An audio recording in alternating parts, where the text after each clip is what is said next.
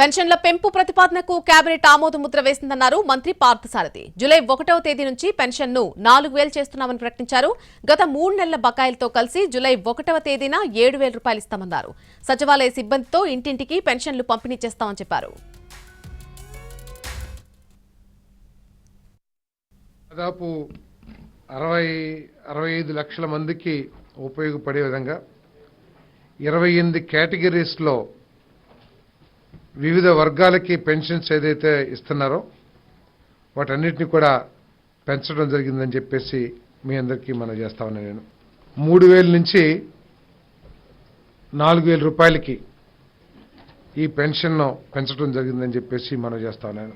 July 1వ తారీఖున సచివాలయం స్టాఫ్తో ఇంటింటికి ప్రతి ఇంటికి తీసుకువెళ్ళి ఉదయం 6 గంటల నుంచి సాయంత్రం లోపల ఇవన్నీ కూడా పెన్షన్ అన్నిటినీ కూడా పెన్షన్